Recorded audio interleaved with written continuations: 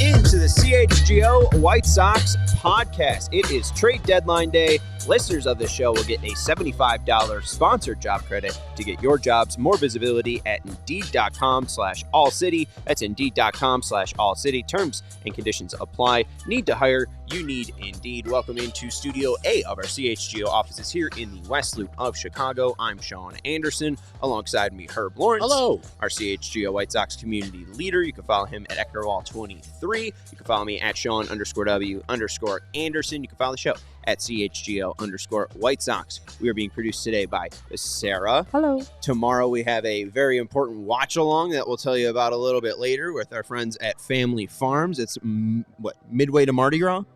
Yeah. Yes. So we're excited for that. It's going to be a watch along during tomorrow's show, or tomorrow's game at 1:10 here on our YouTube channel. So make sure you're hitting that like button. Make sure you're hitting that subscribe button. Thank you for joining us on this trade deadline. A very busy show. Tanner Banks probably deserved his own emergency podcast.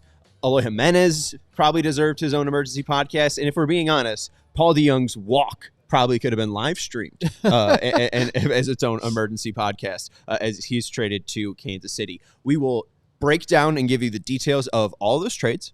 We will talk about Chris Getz and play Chris Getz's reaction and thoughts after the deadline. Vinnie sent that in. It's about 17 minutes long. And then we will also discuss Pedro Grifol. There were rumors from our friend over at Shane. Well, I don't know if he's our friend. I don't know if he's everyone's friend, but our guy Shane Reardon over at 670 The Score, he talked about a fractured White Sox clubhouse. Pedro Grifol addressed that, those lies from Shane Reardon, those nasty, nasty lies. So we will have reaction to that and also the words from Grifol on those reports. So let's go into the trades. We can also welcome in Vinnie Duber from CHGO, also from Guaranteed Rate Field. He's our CHGO White Sox beat writer. You can follow him at Vinnie Duber and read his work at allchgo.com. The trades are Baltimore Orioles get Eloy Jimenez. The White Sox get Trey McGow.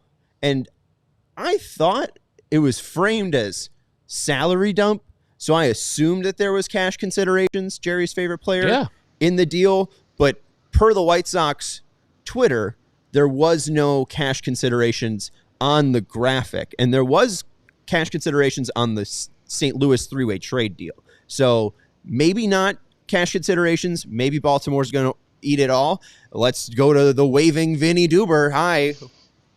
Hi. Cash considerations going to the Orioles in that trade. Oh, okay. Okay. So the Orioles are getting a little bit of help there. Can we speculate that, because Eloy's buyout is at the end of this year, that might be part of the cash considerations? Do you know the cash number? I don't know the cash number. Any of it would just be speculation because we just talked to Chris Getz and he didn't have any specifics on it. The announcement didn't have any specifics on it. What usually that can mean is Eloy obviously is making a certain amount of money for the remainder of this season. Herb, you mentioned that he needs a buyout if the option is going to be declined for next season. Baltimore probably agreed to pay some of that, and the White Sox probably agreed to pay some of that. And that's kind of the best that we can guess right now. All right, well, thank you for that clarification. So Baltimore gets Eloy and cash, an uncertain amount. White Sox get Trey McGow, relief pitcher from Baltimore. Then pretty much right after that trade, Philadelphia gets Tanner Banks. The White Sox get William Bergoya, and I believe that Bergoya, who is from Venezuela, is the son of former major leaguer who played very briefly with the Cincinnati Reds. Vinny's nodding his head again. Thank you. You're not waving this time. But former son of major leaguer William Bergoya of the Reds. So, and he was the number 10 prospect, according to Baseball America, in the Phillies prospect system. And then the first trade of the day, that was around like 3 p.m. Paul DeJong walks over to the Kansas City dugout. Paul DeJong is now a Kansas City Royal. The White Sox get one of the best names I think we've seen, Yerald Rosado. And Rosado is a relief pitcher in A-ball. He is seemingly got a lot of energy, seemingly pumped up after every single strikeout that we've seen. I think there was one game against the Cannonballers where he had 5 strikeouts in an inning and 2/3. So that's a pretty good impression. And, for the White Sox, looking at their daily briefs of what happened in the minor league games. Oh, hey, this guy struck out 5 of our guys. Yeah. But let's talk about the trades as we want them. Let's first go to, I assume, Eloy. Is that the trade that made the most noise for you today? It's an amazing trade. If you would have told me at the start of this year, at the start of today, that the White Sox would not only trade Eloy away, but also get a player, and I know he's 26, and no great shakes, but get a left-handed reliever that they can probably plug and play when he does come in here and get some actual value for the player that Eloy was, I would have been thrilled that somebody took Eloy off the White Sox hands and that they got something for him. And so, yeah, that for how bad yesterday was and how bad I thought yesterday was, and, there's different opinions about what Chris Getz did yesterday. I thought he did and acquitted himself all right today, and getting rid of Eloy and getting something back for him, I think, was the biggest win of this trade deadline for the White Sox. Yeah, I know we're going to go, trade by trade here, but I think looking at the big picture, it was a lot of deals for guys who, might be something someday. I mean, they got 5 players, and 3 of them are 19 years old. I think Miguel Vargas maybe was getting a little mistreated, perhaps, by a percentage of White Sox fans yesterday. But now they really don't have anything to get overly excited about in what they got in either the 3 deals today or the other 2 players. So I guess it was 6 players. The other 2 players that they got in the trade yesterday. So there is a conclusion maybe that we were able to draw in terms of the kind of players that Chris Getz acquired at this trade deadline. They, being really young, being at the lower levels of the minor leagues, and we can maybe look ahead to the future and say, okay, they're maybe not planning on being good for a while here, or we can say that, man, this is basically all that they could get for the players that they did trade away. I'm not quite sure that anybody was expecting a big return for Paul DeJong, or anybody was expecting a big return for Tanner Banks, although that latter one is probably the most interesting player they got outside of Vargas, who's here. But I just think in general, this is probably not what a lot of folks had in mind when they were expecting the big sell-off and the big opportunity to cash in on some of these players. Obviously, Garrett, Crochet, and Luis Robert Jr., nobody met the price that the White Sox wanted for him, so they're still here. But the other kind of minor deals were pretty minor, in my opinion. Yeah, I don't want to get too caught up on the Crochet stuff because I think we'll probably just be talking about that for the rest of the year. Hopefully you're excited for every single CHGO White Sox podcast headline to have Garrett Crochet's name in it. I'm really just questioning. That is the story. I think that is the story of the day, at least, that he didn't get traded. And, I think it's pretty simple. It's a pretty short story, right? He didn't get traded. No team gave the White Sox what they wanted, so they kept him. But Garrett Crochet moving forward, I think, is going to be the interesting thing, right? With this question about why don't they extend him, that's a perfectly valid question right now because he's still here. And he's still young. And it was asked today of Chris Getz, and he said, yeah, we'll consider it. We'll talk about it, kind of thing. We'll have conversations. But I think at the end of the day, he probably is going to get traded again, or he probably is going to get traded at some point, just because that seems to be the way the wind's blowing here. But I think that we'll be talking about this again in the winter. I think you're underplaying Getz, in my opinion, and I mean, again, I don't want to get too bogged down into Getz because or Getz and Crochet because we're going to talk about it in that when Getz speaks for 17 minutes. But him talking about Crochet yesterday, I think that was huge, especially talking about how that affected the value. I mean, that's a huge story within its own right. So I don't want to get too bogged down into it. Just because you bring up the players that were acquired. Outside of Vargas, Magao is likely Major League ready. He is Rule 5 eligible, so the White Sox basically have the ability to give him 2 months of runway. I think Sammy Peralta might still be on the 40-man roster. McGowan is a lefty, so they could just say, hey, we've seen enough of Sammy Peralta. McGowan is going to be our lefty now. They'll replace him on the 40-man, and then they'll be able to give him his 2 months in the majors. He went from AA to AAA. It's an interesting piece. I'm surprised they got somebody that I'm at least interested in. He is a relief pitcher, but a lefty that they can give a shot to. They gave a shot to Tim Hill for about $2 million. If they, need to make sure McGowan is going to stick around, they could just, guarantee him a 40-man roster spot. So it's interesting enough. I don't really care about the White Sox paying money to give up Eloy. I think they wanted to do that with Moncada, and I think that we saw a little bit of that frustration leak out when he immediately pulled out of those rehab games, and now we're hearing a little bit more on that. But it's interesting that they got something for Eloy. The Tanner Banks one, and that I think the DeJong return also fits into that. Rosado's 21, and then Bergoya is, 19? Am I wrong on that? Yeah. Yeah, 19. He's the 10th rated prospect in the Phillies farm system. Our friends over at PHLY did a video on them. So you can, I think, just go onto YouTube, type in Bergoya's name, and type in PHLY, and Jamie and Renee. I was going to say Reese. Renee will take you through Bergoya.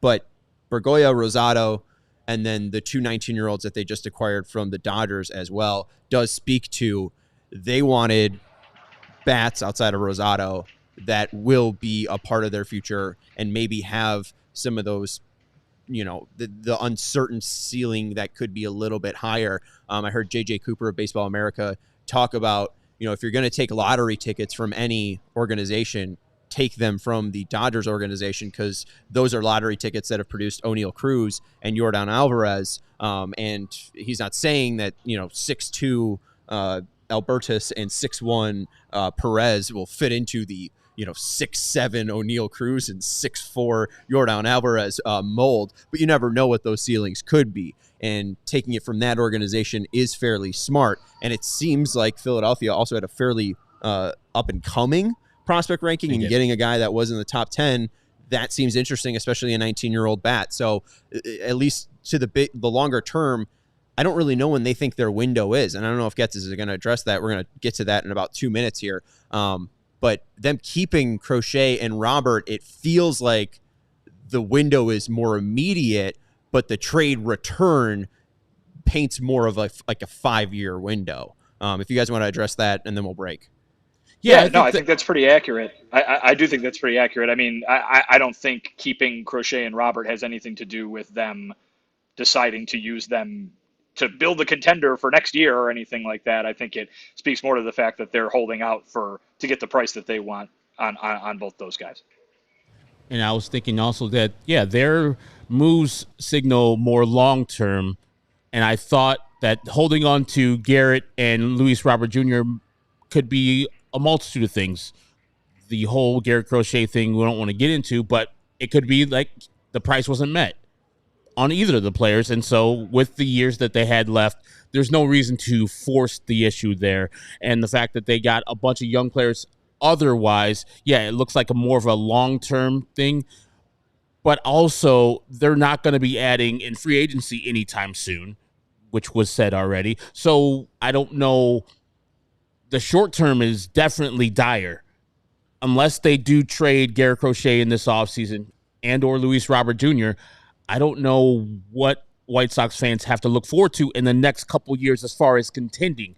4 or 5 years seems like a long, long time, Sean. Like a really long time for this team to be competing. And at that time, you have to compete, or then you'll be doing the same damn thing again in 4 or 5 years. Most people, I think, mark their lives by milestones. Of course, as a White Sox fan, I will mark everything by 2005. And we're coming up on the 25th anniversary. So by the 30th anniversary, we're going to be having a competitive team. Sounds fun.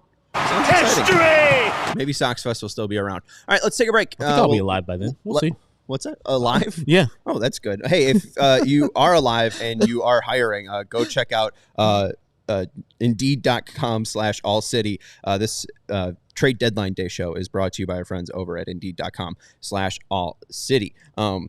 We want to let you know about our friends over at Chevy. If you are looking to buy a new car, my wife has been talking about buying a new car. I told her to go to Ray Chevy, and I'm excited for her to go to Ray Chevy. I don't think we need a new car, but that's a different story. Choose Ray Chevy, though, if you are going to buy a new car as your first draft pick and find the right new Chevy and price for you. Visit our partner this July to shop the Freedom to Save sales event going on all month long at their location on Route 12 in Fox Lake or at raychevrolet.com. As one of the top-selling Chevy dealers in the Midwest, you'll always be able to shop one of Chicagoland's largest Chevy inventories. Plus, you can find the perfect tailgating vehicle. Right now, get $12,000 off MSRP on a new 2024 Chevrolet Silverado, or lease the new 2024 Chevy Trax for only $188 a month for 24 months. Or cruise into July your own way and shop over 125 of their vehicles priced under $20,000. And if you've heard of Ray Chevrolet, then you've also heard of Ray's Price Promise. Their guarantee makes your next vehicle more affordable than ever, with no price changing, no add-ons, and no hidden fees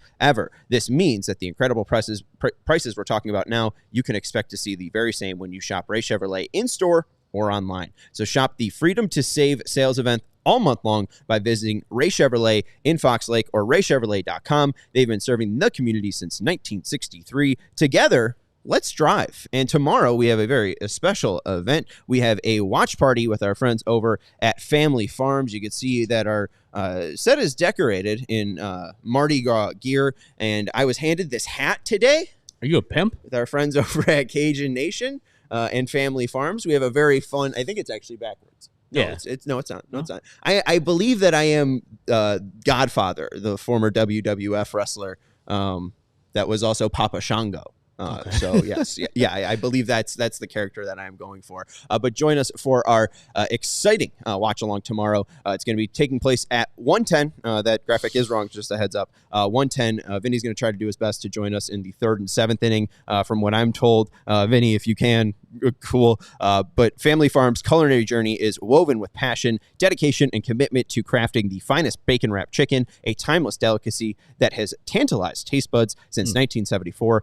Join them on this flavorful adventure where every bite tells a story of tradition, quality, and the enduring spirit of Family Farms. The tradition continues. You can now find Family Farms bacon wrapped chicken even easier. You can look for them in the meat department at your local Woodman's, Mariano's, and Burcott's. Craving a taste of home without leaving yours? Check out baconwrapchicken.com or click the link for our Amazon store, which also includes the legendary Rocco's Rococo's Italian sausage, and find out when our new amazing Cajun flavors will become available with authentic Louisiana bite. So experience the flavor that becomes a family favorite for generations. Visit your nearest Woodman's, Mariano's, Burcott's, or on Amazon at baconwrapchicken.com. And again, bacon wrapped chicken is like my 3rd favorite meat wrapped around my 2nd favorite meat. Shout out to Ron Swanson. What? Oh, okay. And the first is steak. Beef? Okay, all right. Yeah.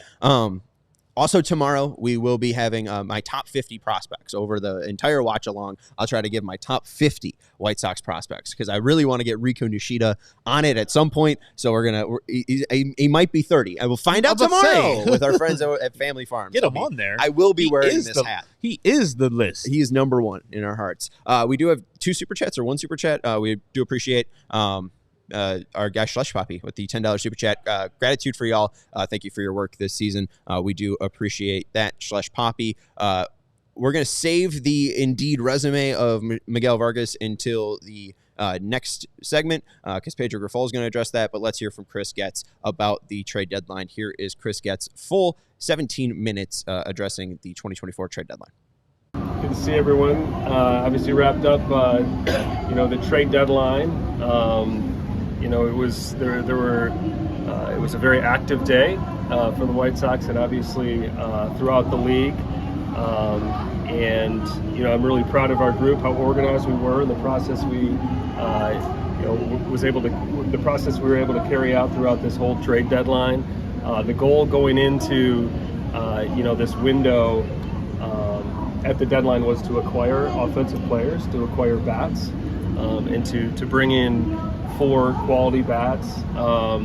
With the resources that we had, is something that I'm very proud of. We feel very good about the players that we acquired, and I know that there were a lot of attention on players that remain with the Chicago White Sox, but overall, we feel really good the direction of the organization based on the trade deadline that just finished today. Speaking of before we go into the ones you got, the players who remain with you, what was the interest in Garrett Crochet, and how do you view your relationship with the team and him pitching wise moving forward now that he's here for the time being? Yeah, I mean, Garrett has had strong interest from clubs for obvious reasons.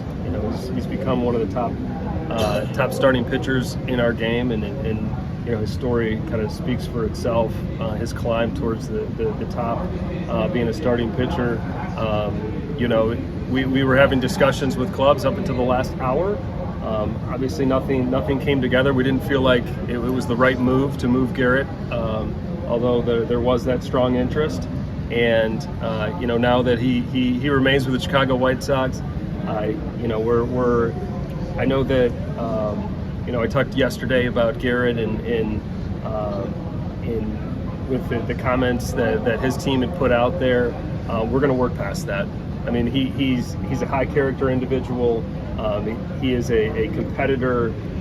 He wants to be the best that he can be, and I don't think anything is going to get in the way of him trying to accomplish that. So we are in good standing. There's going to be plenty of opportunity for Garrett and I to sit down and map out the remaining part of the year, just like we had been doing up until this point. With so much of his attention on maintaining his health for his long-term health in becoming the pitcher he wants to become. Is his long-term future with this team, or are you guys going to revisit the idea of trading him in the offseason and in the future as well? Tough to say. I mean, we're obviously we just closed the door on this trade deadline. We feel very good about the moves that we have made, and we've got a sizable chunk of the season here to get to the finish line, and we're going to figure out what's best for the White Sox once the season is over. How confident are you that if you explore this in the offseason or later, that you can get the type of value that maybe was available at this deadline? Yeah, I'm not concerned with the value. I mean, what Garrett has done, it was very, it's a bold statement what he's become this year, and the arms like that just don't come around, and the interest perhaps could be even stronger, being that it's the off season and the urgency can change for a handful of clubs. So I anticipate the attention on Garrett and the interest in acquiring him is only going to go up. But with that being said, we're very happy that he remains here, and being able to watch him compete the remainder of the season. What was the interest for Luis? Luis, we got a lot of phone calls, a lot of interest. With teams certainly were open and willing to acquire. It just didn't make any sense for us to move Louis. You look at what he's capable of doing. Just the talent that he has, the amount of control that we have from a contract standpoint, and once again look forward to watching him play in a White Sox uniform. It was strong interest. The asks were understandably high, I imagine, to talk about play, much like Cease when you have to talk about players. Yeah. I mean, the bar is high when it comes to moving players like Eloy Robert or Garrett Crochet or Dylan Cease. Very simply because they should be. They're very talented players, can help any team win a World Series. What does it say about kind of the project that you've got going here, big picture wise, that the majority of the players you acquire at this deadline are teenagers? Yeah, we weren't focusing on age. We were looking for players that we feel like have a chance to be impactful major league players. That can come at the major league level. That can come at the mid level of the minor leagues or lower minor leagues. You look at the Eric Fetty deal and bringing Miguel Vargas. He's gotten a taste of the big leagues already. He walked into our clubhouse today in one of the more enjoyable moments of the day was watching Miguel Vargas and Luis Robert see each other for the first time and embrace each other. Very excited. I didn't know how much of a history that they had, but I know when they looked at each other, they, it looked like there was a high level of admiration going both ways. And then in addition to get players that, they're at A-ball, but they're performing. They're middle infielders. They've got offensive potential, and then be able to acquire another bat today for Tanner Banks, similar ages. They're all at different stages of their development career, and looking forward to helping them and watching them grow towards the major leagues. But it was about talent acquisition. It didn't, regardless of what level they were there or what age they were. How did the deal with the Orioles come together for Eloy, and were there other teams that you talked to about him? I got a phone call from the Orioles this morning, and with interest with Eloy, and it looked like I could tell that there was sincere interest, and we felt like it was a good fit for Eloy. Give him an opportunity to go out there and get a chance at making the playoffs and making a run there. So it just lined up well and felt like it was the right fit for him. Chris, how do you look at his career here with the White Sox? How do you look at Eloy's career with the White Sox? Yeah, I mean, when we acquired him, and I was telling Eloy this today, I remember going down to Winston-Salem and watching him for the first time, and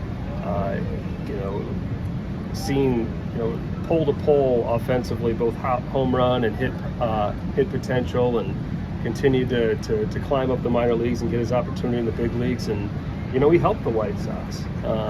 He really did. There's a lot to be proud of, not only for the organization but also for Eloy Jimenez. I know the injuries have affected him, and it hasn't allowed him to go out there and be the player that allowed him to be the player that perhaps many people thought he could become. But he's still young, and he's going to get a chance with the Baltimore Orioles, and he's going to get a chance to play at a high level. So, but he accomplished a lot in a White Sox uniform, and I think that there's a lot to be proud of. Circling back to Crochet, I think Vinnie asked you yesterday about keeping him longer term now that we're past the deadline. Because I think a lot of people are wondering, he's not 29, he's 25, and it should line up with some timeline of yours. That idea of keeping him long term, is there going to be some serious exploration in that? We'll have conversations. I mean, we're going to have time to be able to have dialogue, with Garrett and his agents, and if it lines up, it lines up. We listen. For what he's done so far as a kind of a new starting pitcher at the major league level is nothing short of phenomenal, and to be able to be part of his journey as he continues to mature as a pitcher and a person. I'd love to be a part of that, but there's got to be interest. It's got to make sense for both sides. Did his demand or his people's demand impact interest in him at all, do you think, or can you say that? It's tough to tell. I mentioned it yesterday. There were certainly a lot of questions, about the message that was put out there, how it truly affected his trade market. It's really tough to measure. In conversations that I had about Garrett, prior, in the last couple of weeks or perhaps even earlier, was about how we planned on navigating the remainder of the season, and the communications that we had with Garrett and his agent, and mapping it out so everyone felt comfortable but still allowed him to go out there and do what he likes to do, and that's compete and take the ball. So it's tough to really get a clear answer on how things were affected, but we're still very excited to have Garrett Crochet. Certainly we're not disappointed at all, and we'll revisit conversations about him being with the White Sox, but if we need to have conversations about improving the long-term health of the organization, we'll do the same. We'll explore that as well. It seemed from the outside that there was a pretty lengthy list of guys who might have been candidates to be moved at the deadline here, guys whose contracts are up at the end of the season. Were you expecting there to be maybe more movement from your guys' side? I don't think so. No. I mean, we were prepared for activity on a long list of players. Usually teams reach out in advance of just a couple days to the deadline, just to express interest, so you have a pretty good idea of who has a chance to be moved. But it also, you have two sides that need to feel comfortable with it and make a match. It still goes back to what our goal was going into this deadline. It was to acquire some bats and certainly additional talent to help the organizational long term. So I feel like we've accomplished that, feel really good about our return, and we'll now get back to just focusing on field and getting our guys better and get this to the finish line and move forward to the offseason. Yeah. Now that the focus shifts to what you just said, how do you go about evaluating Pedro over the next 2 months and in terms of the development and pushing toward next season and whether he might be here next year or not? Yeah, I mean, it's been about getting players better on a daily basis. And you look at what Garrett has accomplished this year and obviously the value that he's brought to the White Sox and to our game, and Eric Fetty and where we got him from the KBO and what he's been able to accomplish at the major league level. Paul DeJong on a bounce back. Michael Kopech, where he was at the end of the year to where he is now, and being able we moved some of those players and for return that we reinvest within the organization. So I think that there's a lot to be said there, where Pedro and the staff have done a nice job putting those guys in position to show what they're capable of doing, and then allowed me to capitalize on that. So, but now with that being said, where we are now, we've got to go out there and continue to find ways to put these guys in position to have success, and that'll never change in terms of that being the priority. Pedro said he addressed the team at the break about not wanting to set an all-time record for losses. Even while making these trades that are geared towards the long-term picture, do you have a similar concern, even just in terms of the atmosphere and create a lot of losing for players you're trying to develop and be part of your future? Yeah, I mean, you don't want to have an environment that isn't advantageous for development, and that's part of the challenge for staff when you're not putting wins up there on a regular basis, but it's the players that remain in our clubhouse right now.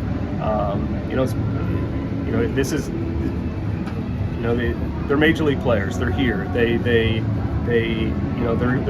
going to be adversity along the way, whether it be wins or losses or mistakes or successes on the field.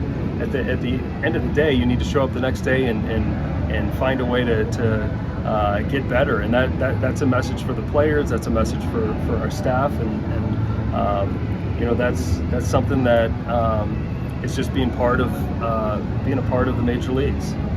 Vargas spoke about his close relationship with Mike Tozar. How impactful was Mike's previous relationship with him in terms of picking a player to target? Yeah, Mike spoke highly of him, and just having background on the character, the work ethic, his journey to where he is now was very helpful in the acquisition process. And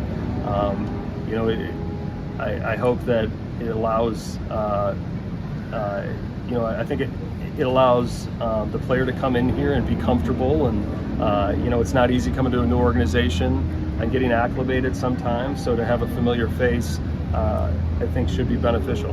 What are the just thumbnail on the two guys you picked up today? You can talk about the two guys, the guy from Philly and Baltimore. So the Baltimore return, we got a left-handed pitcher who's at the AAA level. He's a guy that we feel like it has a chance to help in a bullpen at some point. There were some metrics that we liked, and we were excited to get a chance at bringing him in the organization in exchange for Eloy. And then, in the Tanner Banks deal to get an offensive player, that's 19, left-handed, an infielder. We like the offensive profile, and felt like there was a really quality return on our part. I'm really, I've known Tanner for a while, and he's one that his journey has been an interesting one, and it was a bittersweet moment to say goodbye to him, but we felt like we found a player that was going to help us on the offensive side to line up with what our goal was going into this, and so that led to the decision. But all things considered, you look back at the work that was accomplished here at the deadline, and feel very excited about the group that we have, and I feel like we're taking a step forward in the right direction. Chris, when you talk about the acquisitions and the development, what does that say for 2025 season? Where do you project these players in this team to be on the field?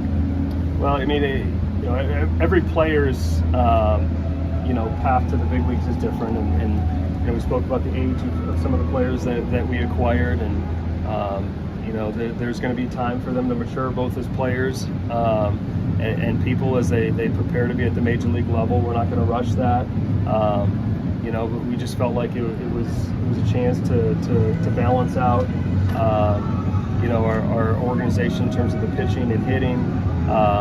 To get Miguel Vargas, to be able to plug him into the lineup tonight, we feel like is a positive. We like his offensive profile. He's going to help out this lineup. We feel like he's going to be a strong producer for the White Sox for a long time. Just a free agent as part of the plans for 2025? We haven't gotten into that quite yet. It's really just been about the trade deadline, and then we'll focus on this game tonight. Just to be clear, the deck of this news, because you're in the middle of a long move. So is Pedro, for all intent purposes, safe for the next couple months? We just wrapped up the deadline. Okay, I just know. Just wrapped up the deadline, and just wanted to focus on that, and then we'll get through tonight and once again kind of debrief and look through the players that we acquired, and we'll move forward from there. We have more talk about the White Sox upcoming window, more talk about Garrett Crochet and his future with the White Sox, and then talking about futures. That end of the presser there with Chris Getz saying it's the end of the deadline about Pedro Grifol's future. We will talk about that right after our break. I want to give a shout out to sales guy Chris. I got my Shady Rays back. I did break my Shady Rays after 2 years, and I said, hey, Chris, can I get a new pair? And a part of their whole deal, if your shades ever go missing or take an unexpected hit, don't sweat it, because sales guy Chris will bail you out. I don't know if he will personally bail you out, but they have the most insane protection program, and I have all of eyewear. Every pair is backed by lost or broken replacements. If you don't love your shades, exchange them for a new pair or return them worry-free within 30 days. There's no risk when you shop. Their team always has your back with personal and fast support. I am very happy to have these shades back in my life. I think that they work very well because we're in the studio. They're polarizing this room, and I can't read my laptop. But when you go outside and the sun's there, they're very helpful. So go check out our friends over at Shady Rays. Get ready for the season ahead with quality shades built to last. Our friends at Shady Rays have you covered with premium polarized shades that won't break the bank. Exclusively for our listeners, Shady Rays is giving their best deal of the season. Head to shadyrays.com and use code CHGO for 35% off polarized sunglasses. These are the best sunglasses that I've ever had. They are extremely affordable. I will always be using the code CHGO, so I do highly, highly recommend them. And again, shout out to sales guy Chris. Try for yourself the shades rated 5 stars by over 300,000 people. You guys are watching and or listening to CHGO White Sox right now. We have podcasts every day for this show, for the Cubs show, for the Bulls, Bears, and Blackhawks shows 5 days a week. Hey, did you see DJ Moore had the largest Bears extension in history, even though Khalil Mack had a bigger one? Yes, I did see that. And did you see that the CHGO Bears crew had an emergency podcast to cover it? And that's what they do, and that's what we do. Yesterday, when the White Sox traded away Eric Fetty, Tommy Pham, who was smiling from ear to ear when he got down to St. Louis, and Michael Kopech, we broke in and we had an emergency podcast for you. So you get that for every team in Chicago. You'll get post-game shows. Not today, because we're doing this special trade deadline show for you. You get premium written content from Vinnie Duber and Jarrett Willis right here at allchgo.com. As you see, Sarah will be posting the latest article that Vinnie's been having out here. He's been helping you out, keeping you in touch of what's happening with all the trade rumors, and every day with what's happening with the White Sox at allchgo.com. But if you want to have the most enjoyable experience as a CHGO fandom, become one of our diehards, because with your diehard membership, you get a free t-shirt, like Sean's wearing a CHGO t-shirt right now. Mike's blocking it. Yeah. You get 20% off of all future events, all future merch, including the events we got coming up. We have August 9th at Guaranteed Rate Field, the last takeover for CHGO White Sox this year versus the Cubs. It is a fireworks night also, so you get not only a meetup at Turtles before the game, you get seats to Section 147. You get to talk to Sean and I, and Vinny will come down and say what's up to you and watch the White Sox beat the Cubs on that day. And then you get to see some fireworks. If that's a packed house, Vinny will do his best to make it to wherever we are. That might be a very difficult game to try to weave in and out from the press box. Yeah, and it's a Friday Look night. at Vinny nodding. Yeah. What else are you going to be doing on August 9th on Friday? Come and join us. And if you're a diehard, 20% off of that. Another event we have in the month of August is our second annual Kickoff Classic, which happens down in Cog Hill, August 23rd.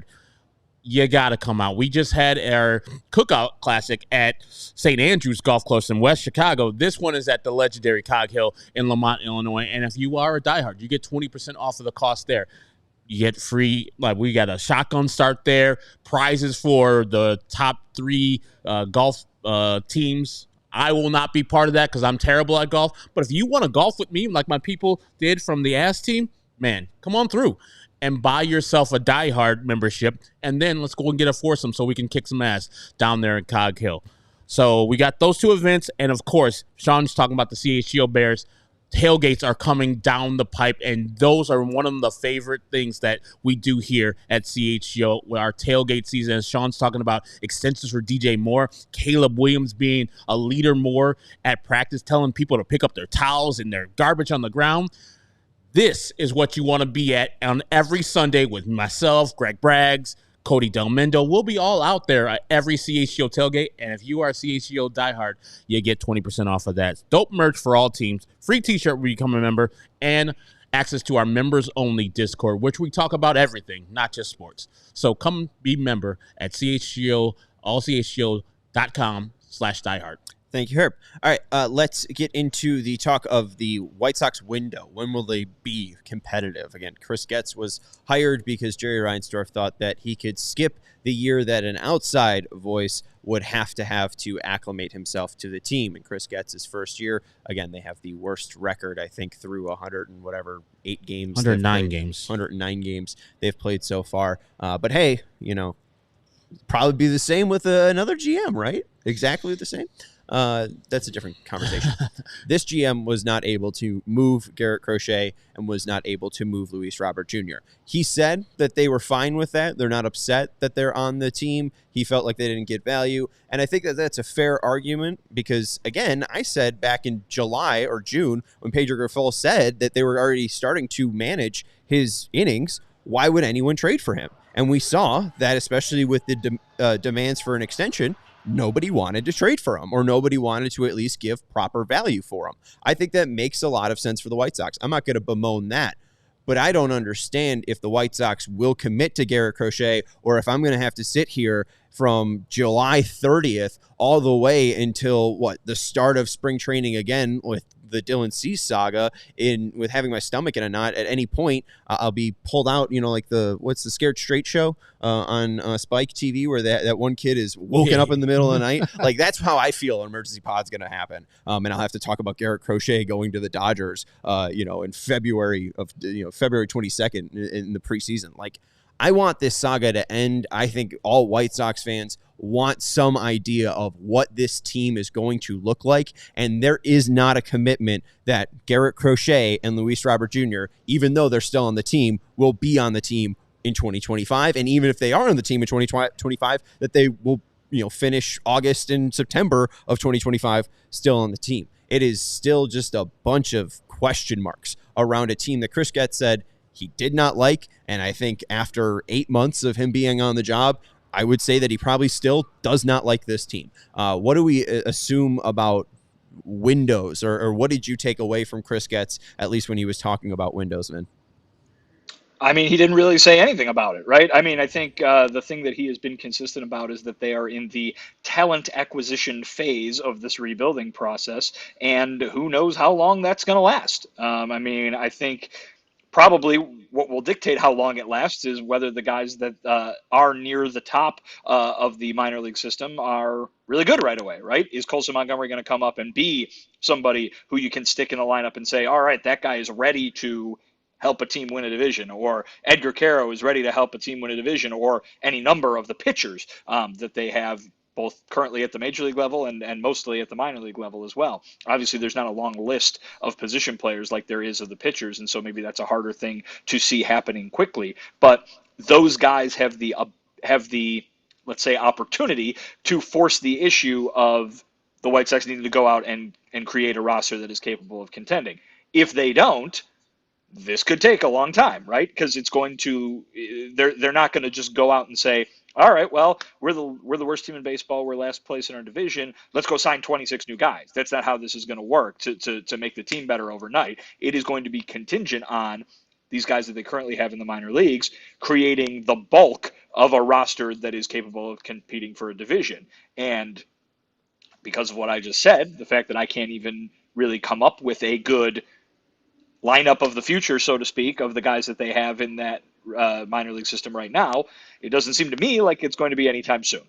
And so I think if you're talking about when will the White Sox next be competitive and contend, I don't think we have the answer to that question yet. We can project a few guys, but I don't think we have the answer to that question yet. Now, I do not think they acquired the core of Chris Getz's rebuilding project in these trades the last 2 days. I don't believe that 19-year-olds are going to, you're just going to have to sit here and wait until a whole bunch of 19-year-olds turn, age appropriately to become major league level baseball players.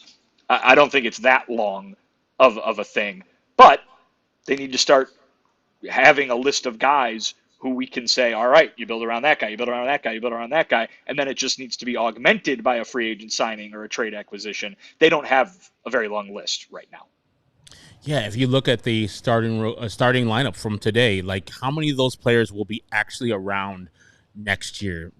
Possibly Vargas, Luis Robert Jr. Where would Vargas go? They're going to. I'm saying, like, yeah, Vargas is here. Yeah, Vargas, Luis Robert Jr., Andrew Vaughn, like all these players, like these are the top of their players. Well, can you guarantee Robert? I mean, is that an off-season trade? I mean, I don't even know if you could include him. Yeah, and it might be too. So then I think once you trade Robert and/or Garrett Crochet, you push the rebuild back a couple more seasons, because more than likely they're going to be getting players.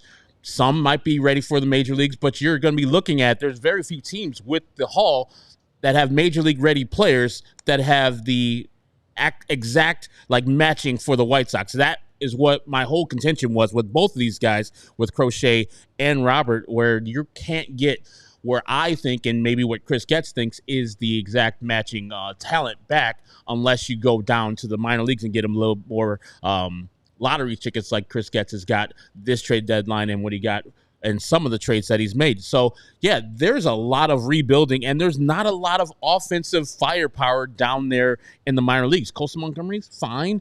Edgar Caro, fine. None of that is superstar material. It could be, but nobody is like, yeah, that is going to wait until Edgar Caro gets up here. We're going to be getting rolling. No. He's good, not great. No, I got it. I mean, you name the guy that I'm thinking of. What are you thinking of? George of the Jungle. And how long do we have to wait for George Wilco? I don't know. He's younger than 19. He's 18. Exactly. Folks. So we got to wait for years on years on years for these guys to come. So, and then when it does come for all these guys and if they all hit, and then there's a guy that's just missing, or there's a position that's just missing, like right field, like always, or second base, like always. Will the White Sox go out and make commitment to signing a free agent that plugs that spot. Because I think that was the main problem, along with the injuries that the White Sox had in this last rebuild, that they didn't really supplement the roster like it needed to be fully.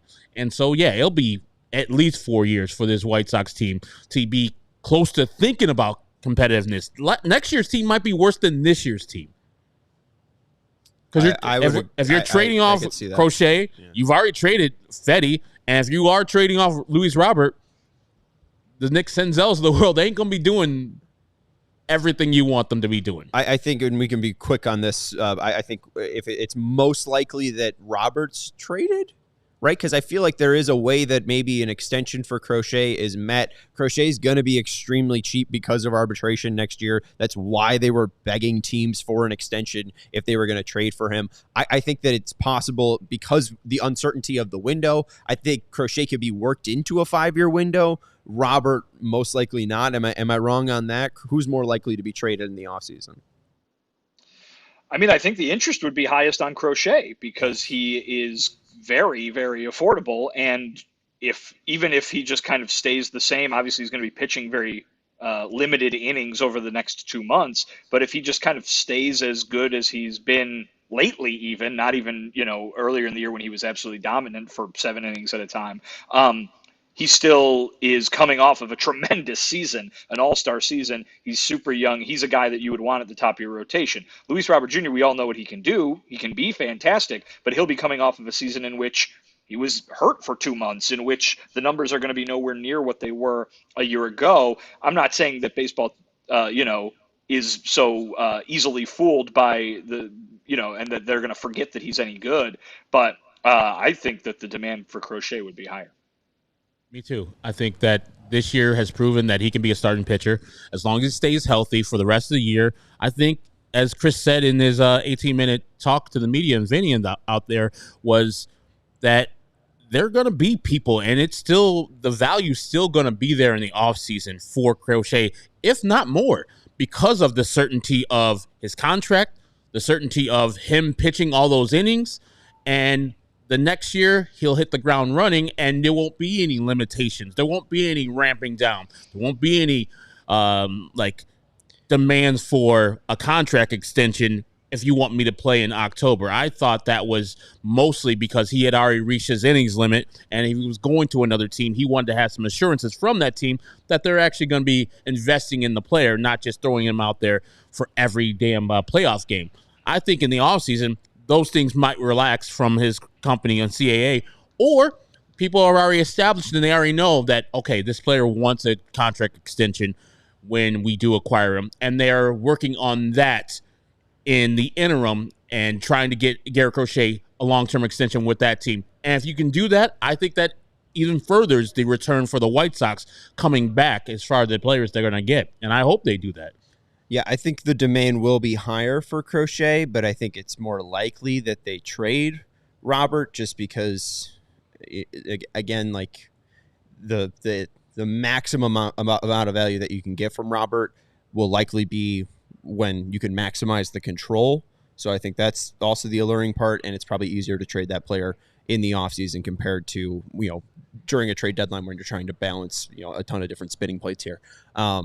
But as Stephen Garrett is sharing, not only this comment, but the one a little bit above Sarah as well, it's tough to talk about a window, and I think Chris Getz finds it tough to talk about a window because of his boss. Stephen Garrett's sharing one of the quotes from Jerry Reinsdorf last year. One of the things that I owe the fans is to get better as fast as we possibly can to get better. Speed is of the essence. I don't want this to be a long-term proposition. And the other quote from Stephen Garrett that he shared of Jerry: the 2023 season was my 43rd season in baseball. It was the absolute worst season I've ever been through. 2024, hold my beer. 2025 holds my other beer. I think, especially coming from that man who said that the White Sox would never sign a pitcher to a 10-year, $300 million extension, it's tough to really get excited about Garrett Crochet's future here with the White Sox. And seeing Chris Getz, and these are my words, these are my thoughts, this is my opinion of what Chris did yesterday. I would say throw a childhood tantrum over Garrett's leaked wants and demands. I don't think we have a clear way that played out. Getz did not officially say Garrett went to the media and spread that, but by his reaction talking about introducing Garrett to his first ever ballpark, and talking about how deep their relationship was and how they could talk about that, or he thought that they could talk about that, and that not coming to fruition and this leaking out, it seems like Chris believes that Garrett and CAA leaked that out. So I don't think that the White Sox will be making a commitment, especially to a pitcher, after Jerry Reinsdorf said they're not going to be signing a pitcher to a 10-year, $300 million contract. I don't see them making a commitment to that player, because the player might not want to stay in Chicago, but also I don't know if Chris Getz, even though he says everything's fine, I don't know if the relationships would be able to have be mediate without a mediator. Yeah. Right? Like I think this is like couple counseling. I mean, stuff. I know how I feel about it. I don't know how Garrett Crochet is for as a personality, but if I were Garrett Crochet and or his associates, and listening to what Chris Getz said yesterday, I would feel a certain type of way myself. Now, I would hope that they would feel this way, but also come to a mutual understanding. Hey, that's business too. You're doing your part, talking to the media about what you think I did and my representation did. I don't appreciate that, but you know what? We can get past that. Pay me what I want. Pay me the extension I want. We can get past it if you just pay me the money. If not, I won't hold any hard feelings. Just trade me then. Like, I think that, yeah, it was sad and was sour and it wasn't great look for me, for my personal opinion on what Chris Getz said yesterday.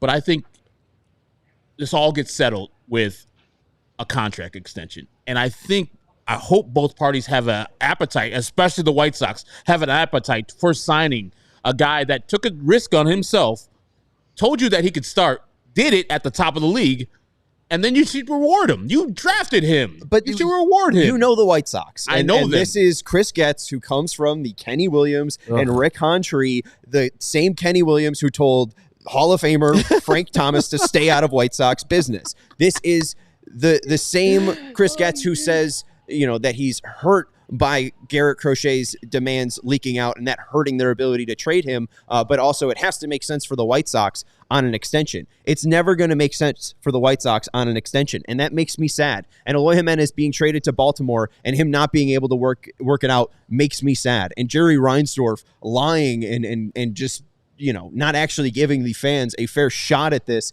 makes me sad. The entire run of the Ask Me After the Parade era has been sad and pathetic. And Eloy being traded today just is the capper of a sad and pathetic deadline, because you didn't trade Crochet, and I feel worse about their relationship with him. You didn't trade Robert, and I feel like his value is declining, mainly just because you're having less control. You won't have him for 2.5 seasons or whatever. And the player hasn't played well this year. I mean, I would push back on that. I mean, I think if you're being a true critical baseball eye, you are seeing phenomenal plays in center field. You are seeing him still be able to steal balls. You see, yes, a high K rate, but also the highest walk rate that he's ever seen. You've heard frustrations from Pedro Grifol and Luis Robert Jr. about, a wider strike zone for him. He has been very patient at the plate, but still showing power. I think that Luis Robert Jr., especially for being 27 years old, is one of the few players in Major League Baseball that shows 5 tools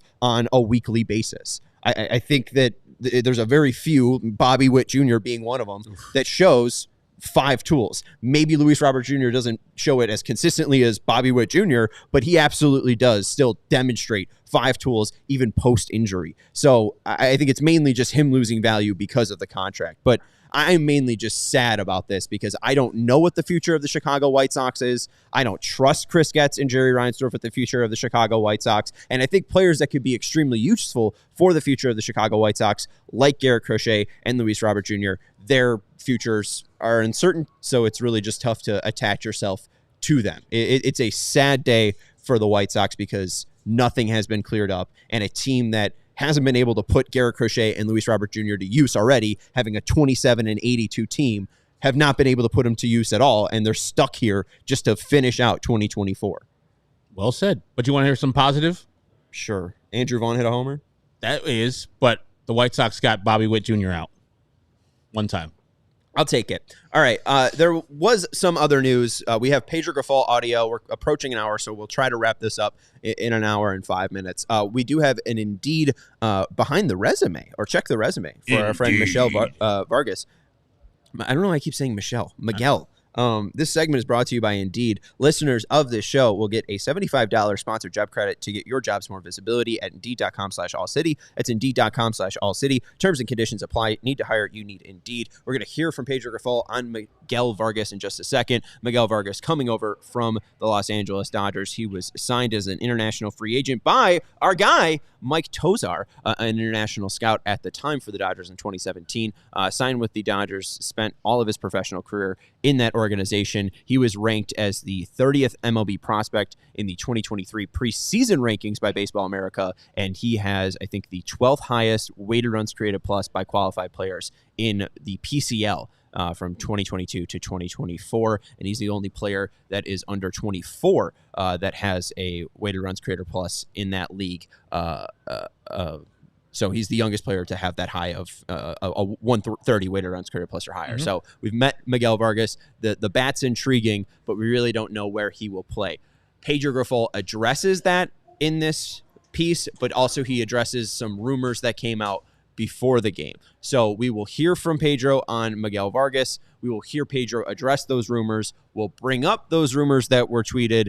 We'll talk about those briefly, and then we'll get out of here. So here is Pedro Grifol on Miguel Vargas's defensive positions. Which position is best, we don't know yet.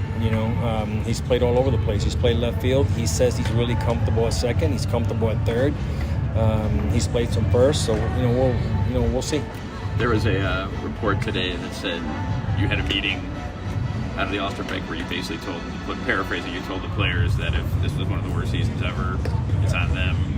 How would you? It's on them. Yeah. How would you kind of respond to that? Anybody that knows me, has been around me for like the last year and a half here, knows that's not something I would say. It doesn't really surprise me. When you're not winning games, I think things come out that are not true. In this situation, I heard about it, but I haven't seen it, so I don't know the exact words. Again, that's something that would never come out of my mouth. I think, my mentality and the way I look at things is we're all in this thing together, and I'm the first one to take blame for anything that happens on this team. I'm the manager, right? And I've done that since day one. I did it last year. I'll do it again this year. I don't hide away from blame. Blame is what it is. I got the position. That's the office. That's the chair. So I would never blame our players for this season. That's not my makeup. However, I did have a meeting with the players, and I said that the one thing we don't want to do as an organization, is to go down in history as the worst record in baseball. And I think it's important for us to approach the second half, with some urgency. And I think it's important for us to approach the second half with the mindset of really going out there and working hard, which I guess that's something else I was mentioning that I made it mandatory for guys to have to go out and work. And I did do that, but there's always exceptions to the rule, and the exceptions were, if you're hurt, just come talk to us, and you don't have to go out there. If you need a day, come talk to us, and you don't have to go out there. And when a team needs a day, let's talk about it together, and we won't have to go out there. But if none of those apply, then we're out here working as a team together. So when I heard about it, it was kind of funny to me, because it's just it's not something that's in my character and in my nature to ever say, especially knowing how I am and how I take blame and responsibility for anything that that happens on this team. When you made the mandatory, what was the response you got from with the caveats that you just presented? What was the response? And I assume this in Kansas City when you had this meeting. Yeah, and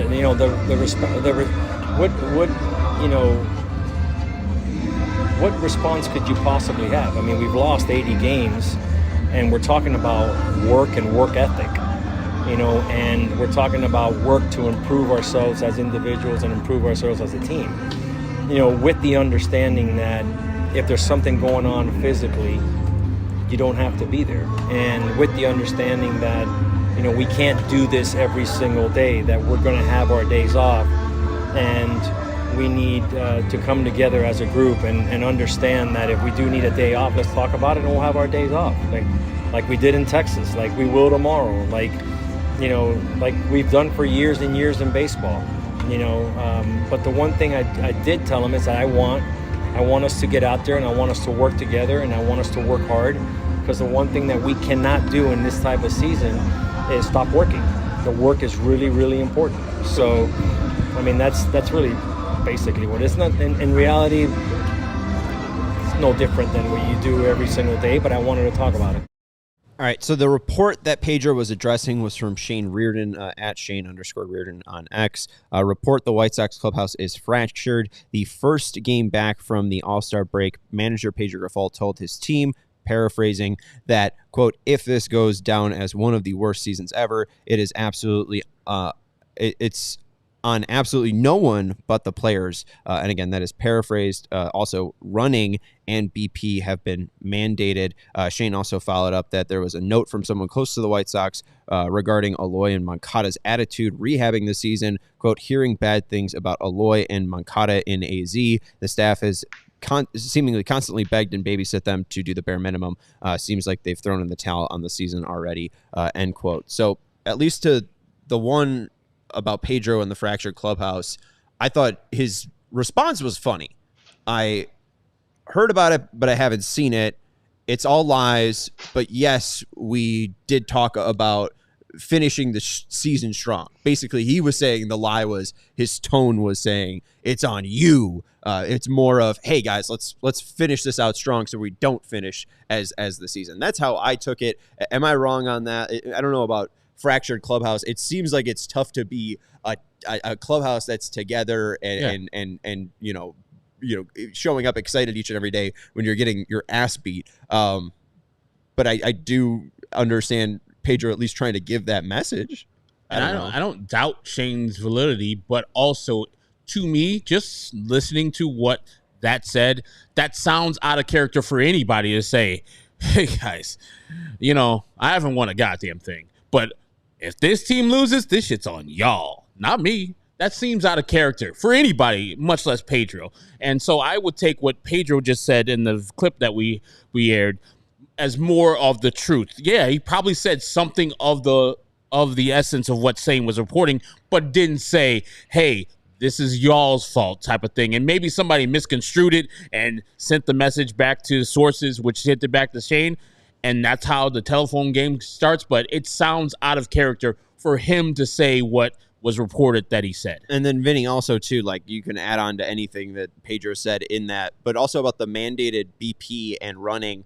We saw some photo that was put out, and I think James referenced this in his article, that, running in BP was optional. So what I have heard from at least that, or what I took away from Pedro, is just saying, if you can't, let us know. But outside of that, we're running and expect to have BP and running. So I don't know if it's more of a mandate or maybe just like avoiding having people blow up on Twitter because, in parentheses, batting practice and running is optional. Yeah, it was laid out that this is pretty run of the mill for this time of year. For really every team, the idea that you kind of keep pushing in the middle of a long season. Certainly that thing from earlier in the year meant optional in terms of joining the organized team activity, out on the field. These guys are obviously constantly training behind the scenes. They have batting cages, under the stands, but through the dugout. They're in there all the time. And I know that because I'm in the clubhouse and I see them grabbing bats and going out there. Doesn't mean they're going out to the field for somebody throwing them batting practice like people can see from sitting in the stands. But the idea now that will be mandatory, I suppose. I asked Pedro point blank, he's been so complimentary of everybody's work ethic all year long. Has anything changed that would require you to make that a mandatory thing? And he said, not really. It's just kind of something that happens at this time of the season. So there you go. I mean, I think the idea is that he's trying to keep everybody together at a time where this record is looming, and something that nobody wants to have associated with their name could very well happen here for this team by the end of the year. And so, I don't think any fan out there is going to be like, oh, you have to win here in these last 2 months, and that's such a great idea, because everybody looks at it and goes, what's the point? Who cares if they win or lose? They are where they are. I think Pedro is trying to continue to do his job, which is trying to put these guys in position to win. And while I don't think anybody's going to expect there to be a lot of wins to come, he's controlling what he can control, which is making sure everybody's working hard. And I'm not a fan of doing things through the media, and Shane's reporting these things. I'm sure he has a reliable source. But about the Eloy Yohan thing, if you got something to say it. Say it with your chest. Eloy's gone. Somebody step to a mic and say, yeah, Eloy wasn't doing nothing down there in Arizona. Same with Yohan. We didn't like that. We want better. Or say it at the time. Check them at the time. Something. I don't like it coming through and leaking through different intermediaries. I would like for, if you don't like something, say it. Say it in front of everybody. And also, set a standard. I thought when he first got the job, Pedro Gaffal, that we're going to set a standard of kicking your ass at 7-10, and that is through hard work and doing the fundamentals and doing the drills. And you see defense was trash last year. Defense is trash this year. They were hurt all last year. They're hurt all this year. Like, nothing's changed. Like, Pedro was brought in to be a change maker, and nothing's changed. If anything's changed, it's worse now. So I don't like all the things that are associated with the White Sox right now, especially the whisper campaign that's going on. Pedro was also one of the guys that he had a previous Pedro and Eloy had a previous relationship. I think Pedro was the Dominican Winter League coach of Eloy first season. They even had a previous relationship, and it didn't really seem like, if what Shane is reporting is true, it really sunk in, or Pedro was able to get them to kick their ass every 7-10. And also, too, I find it funny that, hey, guys, let's go out there and try not to have the worst record. And this is apparently after the All-Star break, they've lost 8 straight games. So it's like, even if that was the message, they're either just don't have the talent to win baseball games, which is probably true, or, it's probably just that. They're a really horrible baseball team. I don't know. It's like talking to a tree. You shook hands with the tree. Yeah. So I don't know. It's such a disheartening time to be a White Sox fan, and we appreciate everyone hanging out with us. Hit the thumbs up button if you haven't already. We have 101 viewers. Make sure you're hitting that thumbs up button and subscribing to the CHGO Sports YouTube channel. We will not have a post-game show to talk about tonight's game. The White Sox are currently leading, 2-1. Vinny, you're currently at the park. Is it 2-1? Are we heading into the 7th? All right. Yes. He's nodding his head. Yes. Okay. That's Vinnie Duber. You can follow him at Vinnie Duber. He will be finishing out at Guaranteed Rate Field, so you can follow him on X if you just want to follow the game through that. You go to also read his work at allchgo.com. That's Herb Lawrence. You can follow him at Actorwall23. He's our CHGO White Sox community leader. I'm Sean Anderson. You can follow me at Sean_W_Anderson. We'll be live tomorrow at 1:10 on this YouTube channel with our friends over at Family Farms to watch the Royals and White Sox game live. We will talk either about their 16th straight loss, and I'll be eating on air, or maybe the start of a brand new losing streak. You'll be eating on air and getting fired by Brooks Boyer. All right, that's going to do it. We will talk to you. Sorry, not fired. Contract not matched. We will talk to you tomorrow. Goodbye. We all silly like the mayor.